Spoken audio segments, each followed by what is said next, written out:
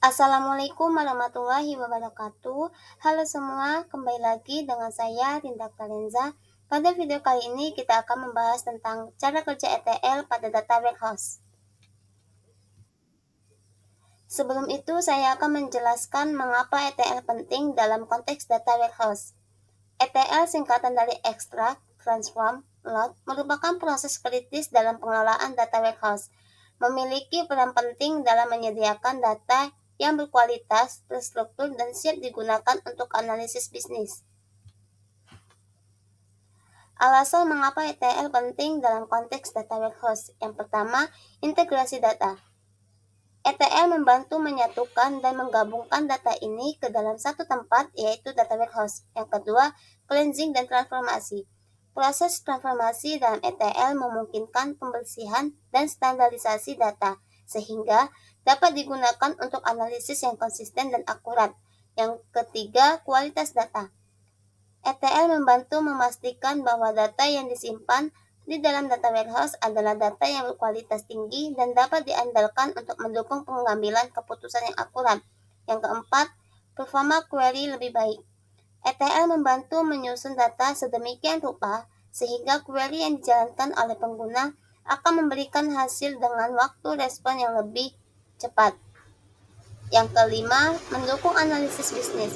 ETL memastikan bahwa data yang disimpan di dalamnya memiliki struktur yang sesuai dan relevan untuk analisis bisnis yang diinginkan. Yang keenam, historisasi data. ETL juga memungkinkan historisasi data, yaitu menyimpan riwayat perubahan data seiring waktu. Dan yang terakhir, manajemen metadata. Manajemen metadata yang berguna untuk mengelola dan memahami struktur dari sumber data. Tahapan ekstraksi. Tahapan ekstraksi atau extraction merupakan bagian pertama dari proses ETL, extract, transform, load. Dalam konteks data warehouse, tujuan utama tahap ekstraksi adalah mengambil data dari sumber-sumber yang berbeda dan mentransfernya ke dalam lingkungan data warehouse. Aspek dalam tahapan ekstraksi. Yang pertama, identifikasi sumber data. Yang kedua, ekstraksi data. Yang ketiga, pembersihan data awal. Yang keempat, penanganan data bertahap. Yang kelima, manajemen logging dan monitoring. Yang keenam, menggunakan metode ekstraksi yang sesuai. Dan yang terakhir, keamanan data. Dalam konteks SQL, proses ekstraksi data biasanya melibatkan perintah-perintah SQL yang sesuai untuk mengambil data dari sumbernya. Berikut ini adalah contoh sederhana penggunaan SQL untuk ekstraksi data. Yang pertama, ekstraksi data dari tabel. Perintahnya adalah select from nama tabel. Perintah tersebut mengambil seluruh data dari tabel nama tabel. Kita dapat menyesuaikan kolom yang ingin kita ambilkan dengan mengganti bintang dengan nama kolom yang diinginkan. Yang kedua, ekstraksi data yang dengan kriteria. Perintahnya adalah select from nama tabel where kondisi. Menambahkan klausa where, kita dapat menentukan kriteria untuk mengekstraksi data tertentu dari tabel. Misalnya, where kolom X lebih dari 100 akan mengambil data di mana kolom X lebih dari 100. Yang ketiga, join tabel. Untuk ekstraksi data terkait, perintahnya adalah select T1 titik bintang T2 titik bintang from tabel 1 T1. Inner join tabel 2 T2 on T1 titik it sama dengan T2 titik T1 it. Perintah ini melakukan penggabungan join antara dua tabel 1 dan tabel 2 berdasarkan kolom it dari tabel 1 dan T1 it dari tabel 2. Yang keempat, ekstraksi data terurut. Perintahnya adalah select from nama tabel order by kolom urutan ASC. Perintah tersebut menggunakan order by, kita dapat mengurutkan hasil ekstraksi berdasarkan nilai kolom tertentu, baik secara naik ASC maupun secara turun DSC. Yang kelima, ekstraksi data terbatas atau pegging. Perintahnya adalah select from nama tabel limit 10, offset 20. Perintah ini membatasi hasil ekstraksi menjadi 10 baris limit dengan memulai dari baris ke-20 offset yang berguna untuk melakukan packing atau pembagian data menjadi halaman-halaman tertentu. Perintah-perintah ini adalah contoh umum dalam menggunakan SQL untuk ekstraksi data. Namun, persis bagaimana SQL digunakan tergantung pada struktur dan kebutuhan spesifik dari sumber data yang kita kerjakan. Selanjutnya yaitu tahapan transform. Proses transformasi data adalah tahapan kedua dalam proses ETL, extract, transform, load. Pada tahap ini, data yang telah diekstrasi dari berbagai sumber diubah, dibersihkan, dan disesuaikan agar sesuai dengan kebutuhan analisis dan penyimpanan dalam data warehouse. Langkah utama dalam proses transformasi data. Yang pertama, pembersihan data atau data cleansing. Mengidentifikasi dan memperbaiki kesalahan, kekosongan, atau inkonsistensi dalam data. Yang kedua, normalisasi data. Menstandarkan struktur data untuk menghilangkan redundansi dan mendukung konsistensi. Yang ketiga, transformasi kolom atau column transformation. Mengubah atau menghitung nilai dalam satu atau beberapa kolom untuk memenuhi persyaratan analisis. Yang keempat, layer filtering data, memilih sebagian data yang akan dimuat ke dalam data warehouse berdasarkan kriteria tertentu. Yang kelima, agregasi data, menggabungkan atau menghitung data secara agregat untuk memberikan pandangan tingkat tinggi. Yang keenam, enrichment data, menambahkan informasi tambahan ke dalam data untuk meningkatkan konteks atau nilai analisis. Yang ketujuh, pivot dan unpivot, merubah format data dari baris ke kolom atau sebaliknya. Yang kedelapan, mengubah tipe data atau data type conversion. Mengubah tipe data suatu kolom agar sesuai dengan kebutuhan. Yang kesembilan, deduplikasi data. Mengidentifikasi dan menghapus data duplikat untuk memastikan keakuratan dan konsistensi data. Dan yang ke-10, penanganan kesalahan atau error handling. Mengatasi kesalahan yang mungkin terjadi selama proses transformasi seperti data yang hilang atau nilai yang tidak valid.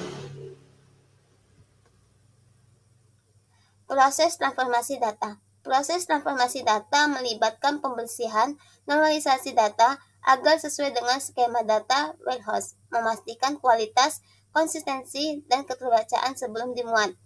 Pembersih data melibatkan identifikasi dan penanganan nilai yang hilang, duplikat, atau tidak valid untuk memastikan kebersihan dan kepercayaan data. Normalisasi proses mengorganisasi data dalam basis data untuk mengurangi redundansi dan meningkatkan efisiensi dengan membagi data ke dalam tabel terkait.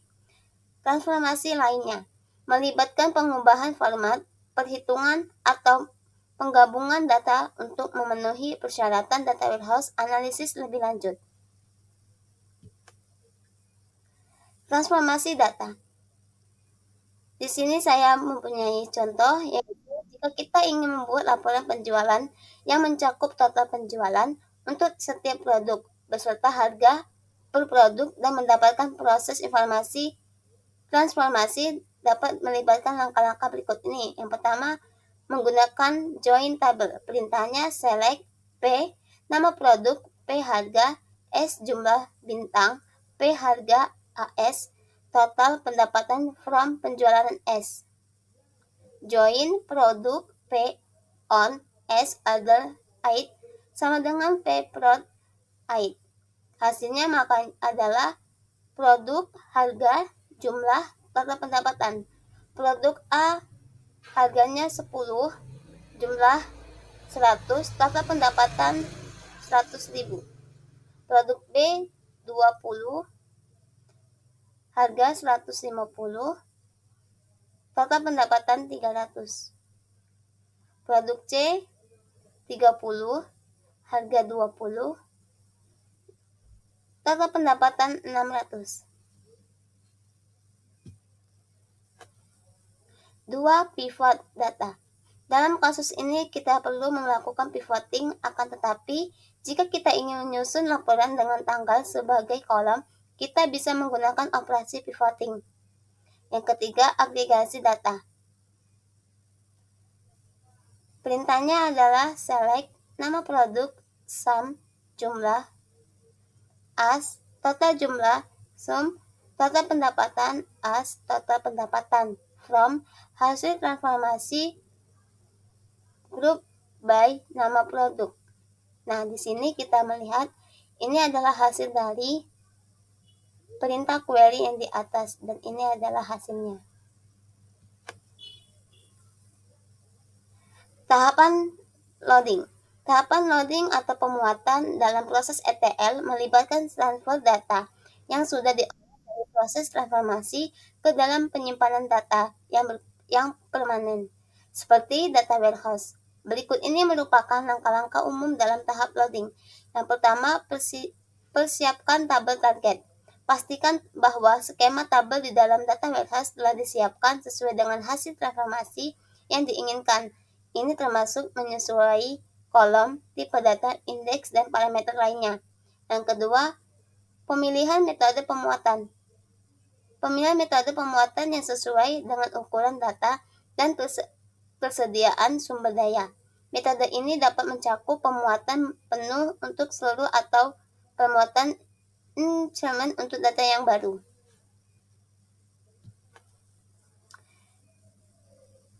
Yang ketiga, pembuatan data. Transfer data dari staging area atau hasil transformasi ke dalam tabel target di dalam data warehouse. Ini dapat melibatkan perintah SQL seperti insert, update, tergantung pada style pemuatan yang dipilih. Yang keempat, optimasi kinerja. Sesuaikan kinerja partisi atau konfigurasi lainnya untuk meningkatkan kinerja query pada data warehouse. Ini langkah penting untuk memastikan data dapat diakses dengan efisiensi. Yang kelima, pemeliharaan riwayat data opsional. Jika diperlukan, terdapat strategi pemeliharaan riwayat data untuk mendukung analisis historis. Ini dapat melibatkan penambahan kolom waktu atau strategi lainnya untuk melacak perubahan data seiring waktu. Selanjutnya, pemantauan kinerja dan kesalahan. Kinerja proses pemuatan untuk mengidentifikasi potensi masalah yang kurang efisiensi, kelola dan tangani kesalahan yang mungkin muncul selama proses pemuatan. Ilustrasi pemuatan data dalam data warehouse. Di sini kita ada data hasil transformasi seperti slide ini, seperti yang ada di slide tersebut. Data ini akan dimuat ke dalam tabel target di dalam data warehouse. Penggunaan perintah SQL insert dapat terlihat sebagai berikut. Dan ini adalah perintah query dari SQL-nya. Dan ini adalah hasil dari perintah SQL tersebut. Kesimpulan dari proses ekstraksi, transformasi, dan load atau ETL pada data warehouse adalah bahwa ETL adalah fondasi kritis bagi organisasi dalam mengelola dan memanfaatkan data dengan efektif. Dengan melakukan ETL secara benar, perusahaan dapat mengintegrasikan data dari berbagai sumber, membersihkannya, dan menyusunnya dalam format yang sesuai untuk analisis dan pelaporan. Secara keseluruhan, ETL membantu organisasi memanfaatkan potensi penuh dari data mereka, menciptakan lingkungan yang handal dan efisien untuk analisis dan pengambilan keputusan. Itulah materi yang dapat saya sampaikan. Apabila ada kesalahan, saya mohon maaf. Saya akhiri. Wassalamualaikum warahmatullahi wabarakatuh.